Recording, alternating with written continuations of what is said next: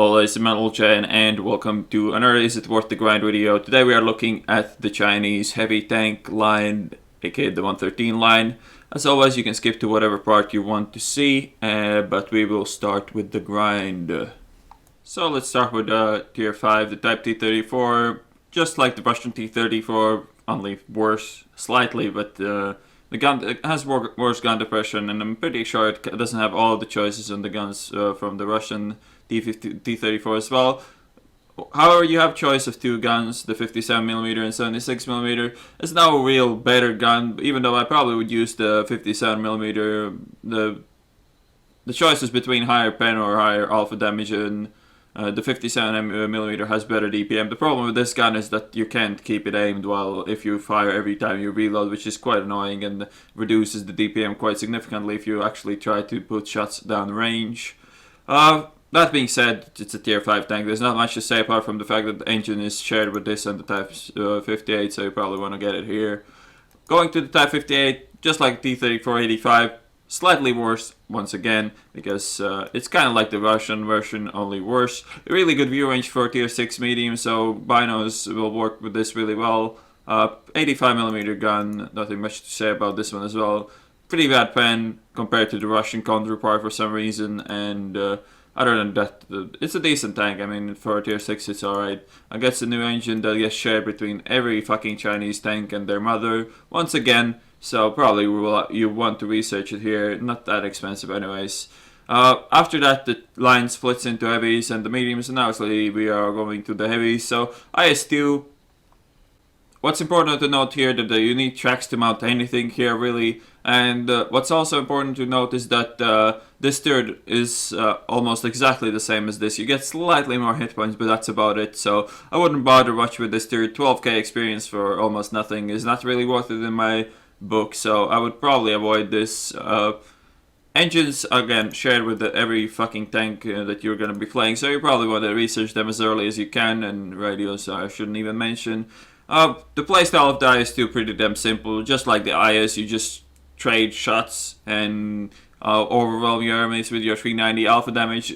What's also good about this thing is that it has 250 gold pen with heat rounds, so even nasty tier 9 tanks frontally are not really a problem if you load those. So that being said, that's pretty much everything there is to say about the IS-2. Let's go to the 110. Again, 110 has the same thing about as the IS. The tracks are necessary. By the way, you can't mount shit without having the tracks, so I would highly recommend having the track enhancing equipment piece for all the heavy tanks, because otherwise you'll just have really painful stock grinds, which is not really ideal. Engines, you get the same one as you had before, so you don't have to research anything in that regard. The guns, you should research the second gun on the IS-2. I forgot to mention that is important, because otherwise you can't get the turret on this anyways, and you'll have to grind it on this tank, and it's better to do it on the tier 7 than the tier 8. About the 110, it's one of the best tier 8 heavy tanks. It's kind of similar to an IS-3 with slightly better frontal armor, but less side armor and less spaced bullshit. So it is slightly weaker in regards to side armor, but frontally the peak can actually bounce some shots that IS-3 can't even dream about bouncing. It's mostly because of better angling. That being said, 110 has a bigger lower plate, so you want to try to hide that as much as you can. Obviously, stay hull down. 110's turret, just like the IS-3's turret, is not very good when people can shoot the top of it, so try to hide it if all possible. That being said, I'm pretty sure we're ready to move to the tier 9. So the WZ-11114, one of the best tier 9 heavy tanks, I have to say that as well. It's really capable, and pretty sure again you can't mount shit without having the track expansion tool, or enhancement tool, whatever the fuck it's called. So yeah, you pretty much can't mount anything, so I would highly recommend to get it. The tank comes with an interesting gun choice, 130mm, which is a really, really capable gun once you get it. Before this gun, though, this is quite lackluster. It's not horrible, but you want to get that 130mm as fast as you can. You don't want to skip this at all. This gun is really powerful for tier. Really nice reload with a really high alpha damage as well. And overall, the armor is not great. It's better than the IS-8, but just slightly, so don't expect too much from it. And the turret has huge cupolas, which is also slightly annoying. That being said, the easy playstyle with this, try to stay hull down, peekaboo trade shots is quite simple. With this kind of alpha damage, there's not many other mediums or heavies that can really trade well with you. TDs are always will out damage you per shot anyways, even the tier 8 ones. But yeah, a really capable tank. It's really maneuverable. Well, not maneuverable. It's fast. It's not very. It doesn't turn very well, which is the biggest difference between something like the 113 and the rest of the heavy tanks of this sort. But yeah, I'm pretty sure we're ready to move on to the 113. So let's do that. So here's the 113. One of the best looking heavy tanks in the game, in my opinion. We'll look into the armor and we'll compare it to the 121 to begin with, because a lot of people think that the 113 is just a big 121 with a shittier gun, but there is quite a difference in the armor. So let's look into the armor of the 113 first and compare it with the 121 afterwards. So first of all, hull 120 armor, not a lot of base armor, but it's sloped really well. If this would be buffed to like 130, then this tank would be ridiculously well armored frontally. However, you have the huge lower plate, which would actually make the buff here quite unnoticed, really. The lower plate 100 armor really badly angled and big, so try to hide this as all possible, or at least move a lot when people are aiming at you.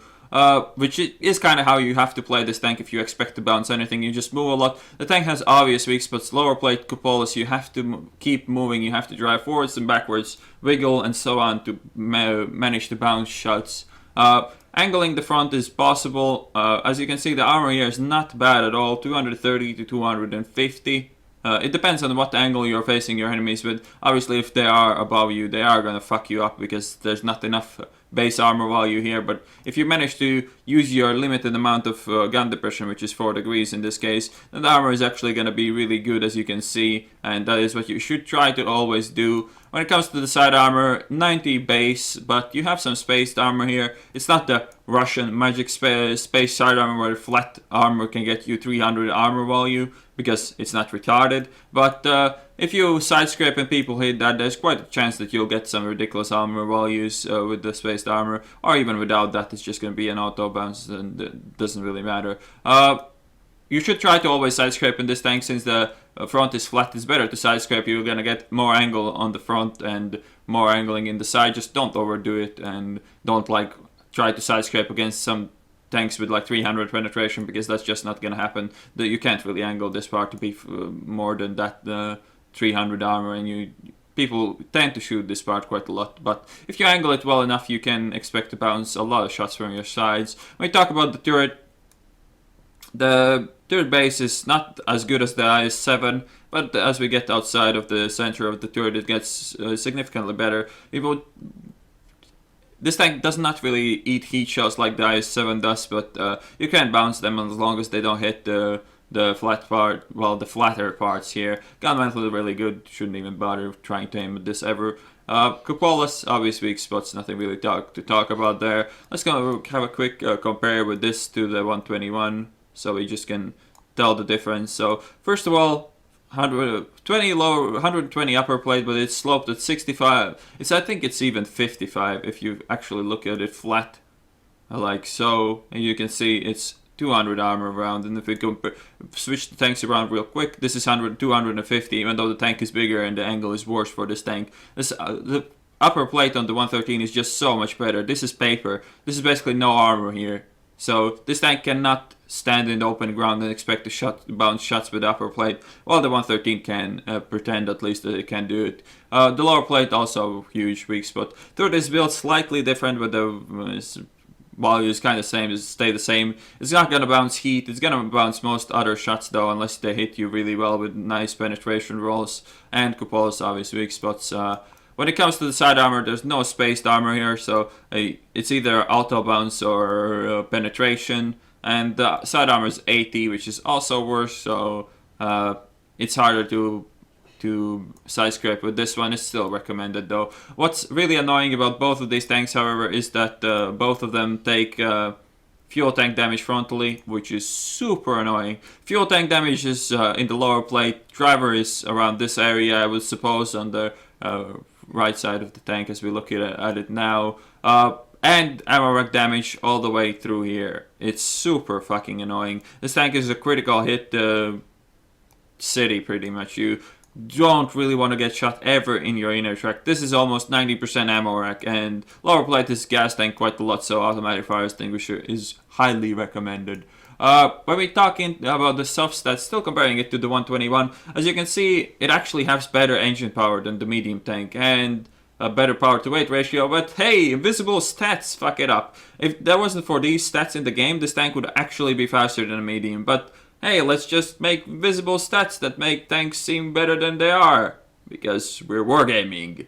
That being said, the tank's mobility-wise, it is just below the 50B and above every other heavy tank in the game. What's really nice about this is the 36-degree traverse, which is way worse than on the 121, but if you compare it to other heavy tanks, it gets quite a bit better. If you compare it to something like an IS-4, for instance, can't really argue that the IS-4 armor is much better, but mobility-wise, this tank just destroys all the other Russian heavy tanks, and it turns like a rocket compared to the IS-7 and the IS-4, and it is genuinely faster as well. When we compare the guns as well, it would be better to look at the IS-4, since the guns are quite similar. Gun aims, this gun just aims better, there's no real doubt about it. Better aiming times and better soft stats as well, apart from the traversing ones, because the traverse is just so much better, then you can't really complain about that at all. Gun depression -4 on this, I'm pretty sure it is, there it is, -6 on the IS-4, and how much it is on the IS-7 I wonder. And it is -6 on the IS-7 as well. So the difference is not huge, it's noticeable. Another difference why I like this tank way more than the 121 is that the gun depression you have with the 113, this 1 degree difference makes a whole lot of difference, a whole lot more than you would imagine, because 3 degrees of gun depression means that any slightest bump in the terrain means that you can't get a shot off with it, and it's often the case. It's so many positions on the maps that 113 can work with it, 121 can fuck off, and it happens a lot. And also why the armor on this tank is better than on the 121 is because you tend to angle your 121 just to get gun depression, not to bounce shots, while in the 113 you can still try to angle to bounce shots and still be able to shoot your enemies. So that is also a huge difference in my opinion. Pretty sure we have rambled enough about the 113, so let's go into the replays. Here's the game, playing on steps, playing solo. As always before the game starts though, let's read some stats real quick. So 1300 health, 2300 health, which is quite a healthy amount for a tank like this. You get 2200 on the T125, 2150 on the S7, so it's quite healthy, can't really argue about that. Top speed limit 50 kilometers an hour forwards, way better than on the E5, which is only 37, and IS-7 is 59, but the difference between the IS-7 and the 113 is that the 113 reaches the top speed on flat grounds quite fast, reasonably fast. It's not like you rocket to 50 and then you stall, but as you can see the tank moves reasonably quickly. Now it's slight slope, so it loses a bit of speed, but it is pretty damn speedy for a heavy tank. 15 kilometers backwards speed, 750 horsepower that you already saw. Really good power to weight ratio for a heavy tank. It's actually better than all the Russian mediums and 121, but hey, let's fuck it up with the soft stats, right? View range 400 meters, you can mount optics. This is one of the rare tanks that I'm not carrying optics with, even though it's a really valid choice to have optics over vents. I am actually carrying rammer vents and word stab, even though I don't even know why. Turret burst 26 degrees, not the highest, better than on the IS-7, but worse than on the E5, and way worse than on any medium tank. When we talk about the gun, it's really interesting actually. Penetration with AP 249, which is 10 less than most other 122mm guns or 120mm guns, but it's slightly less than on the IS-7, well, slightly less by 1 degree. You get nice heat runs if you are that kind of a person, 340 pen with those, 440 alpha damage, and a reload that is really competitive with the rest of the tanks. This tank actually has better DPM than the T110 E5, believe it or not, even though the E5 has less alpha damage. Obviously this doesn't stand close to the FV heavy tank, but that is just clunky and awkward, so it makes up with not being clunky and awkward. Accuracy 0.36, pretty decent, slightly worse than on the E5, but better than on the S7. Aiming time, however, 2.7 seconds. Probably why I use ventilation instead of optics, but it's not horrible. I just like to pull off shots with this tank quickly, because as I said, if you sit still with this, your enemies are going to pen you as well, and if you don't sit still, you might actually get away with it. Gun depression -4, elevation +18, 38 4 rounds of ammo, which is not that important. You can run out, but it's not really likely. Now if we see the game, it's encounters, so I went to this flank and a bit an unfortunate shot there, but I managed to do one shot worth of damage so far. E1 is trying to pen me there. It's a bit unlikely. I think he shot my gun mantlet there.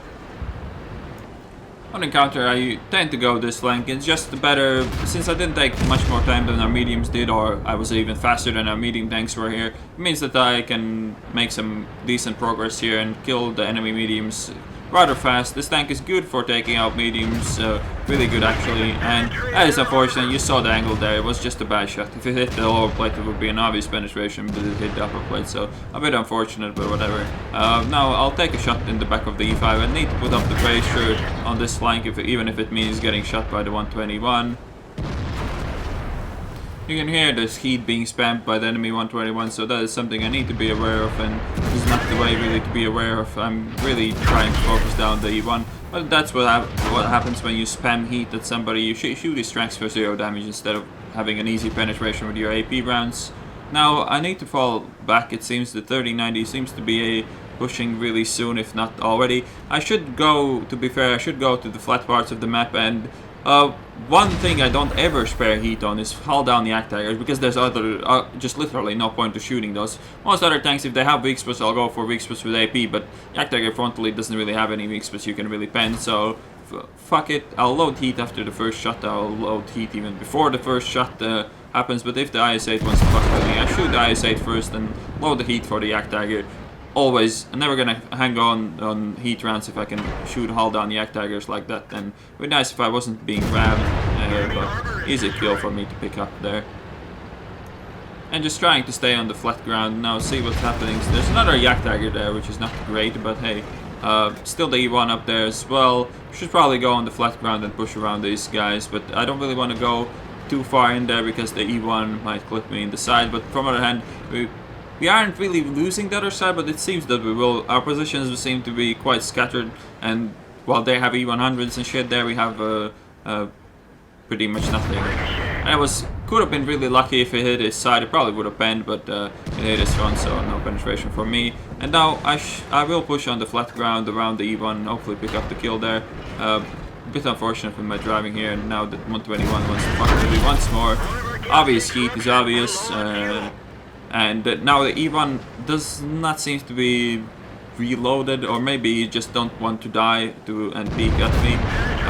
Another miss from the 121 because heat makes you a good player, as you can see. Now I can push on the Jagdtiger without really worrying about the 121 shooting me. Always need to be careful to not show too much of the top of your turret, but this guy is shooting HE into my gun mantlet, so it shouldn't be a problem to take him out, even though his next reload is going to be faster than mine. Maybe somebody else will pick him up before I do. I don't really want to give him that 500 damage, but I don't pen him anyways. Unlucky shot, I suppose.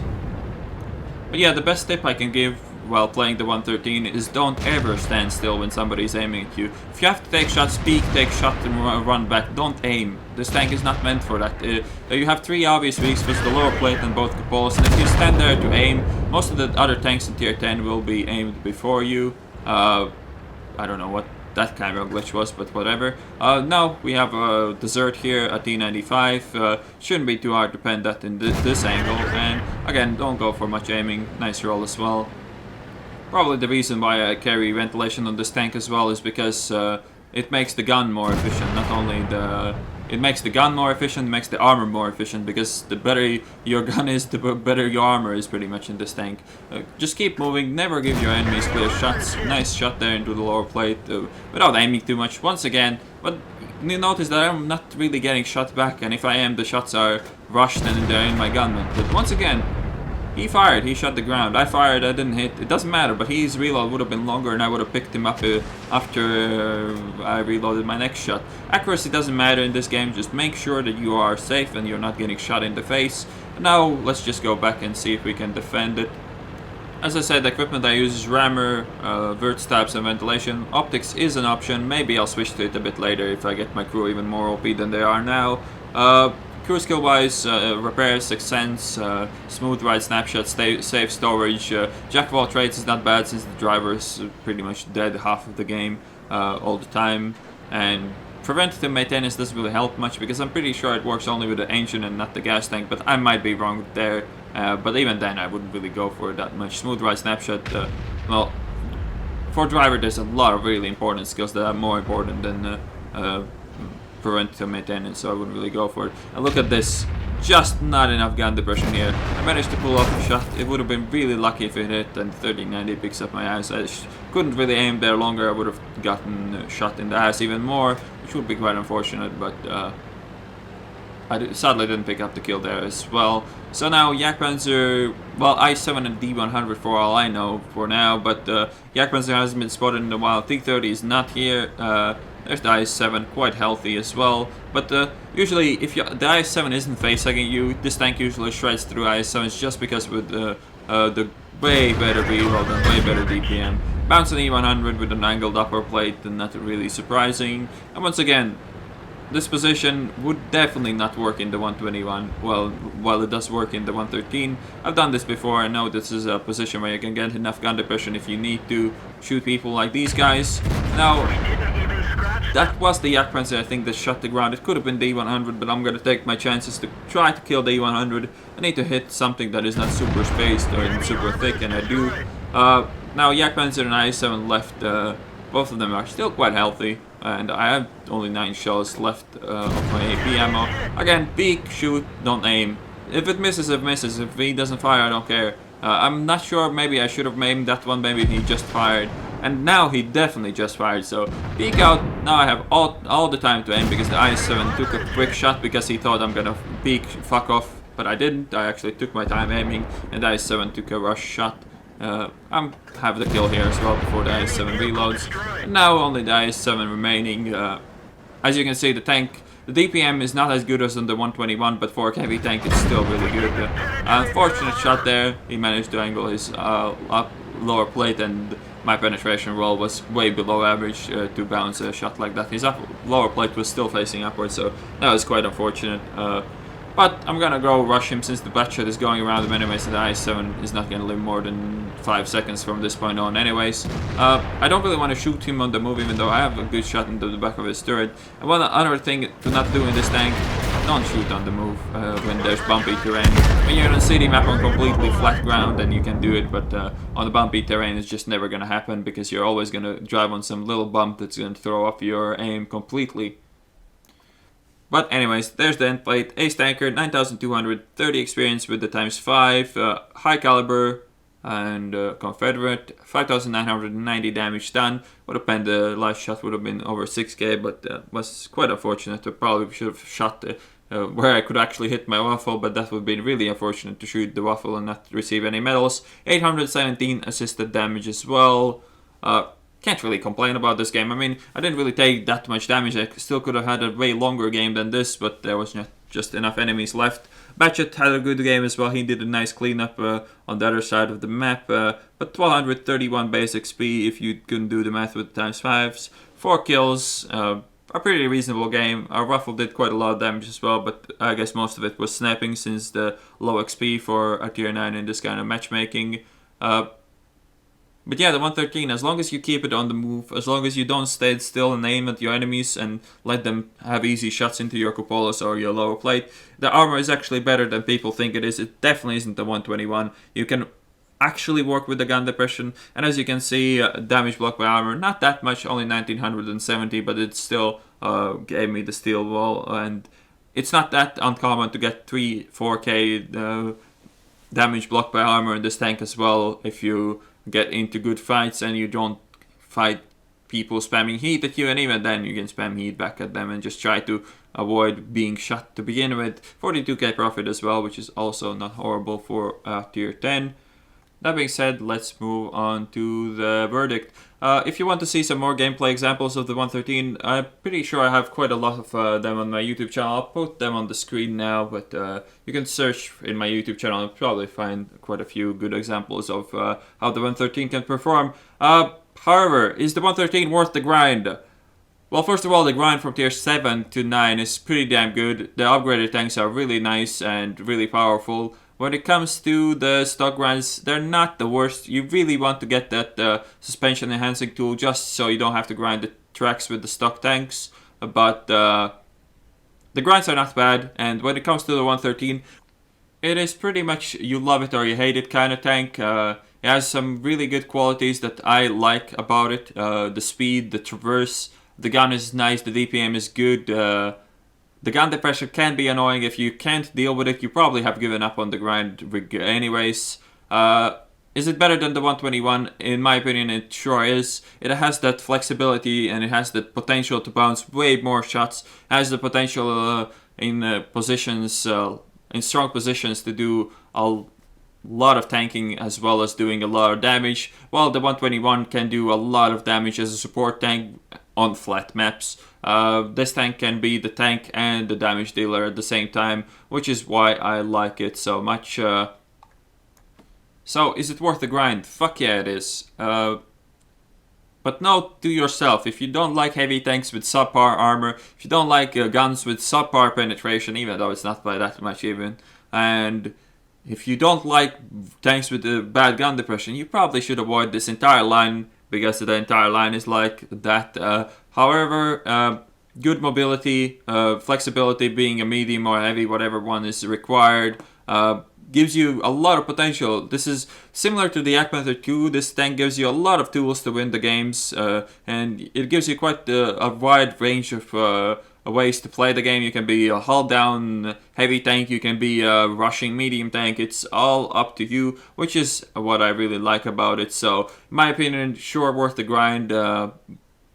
One of my most played tanks these days and one of my favorite tanks to play in World of Tanks. So, yeah, worth the grind in my opinion. You might not like it, and don't blame me for it. As I said, if you don't like tanks with no gun depression and so on and so forth, probably not a line for you, but otherwise it's a really capable heavy tank in the right hands. I hope you enjoyed this video, and I will see you on the next one.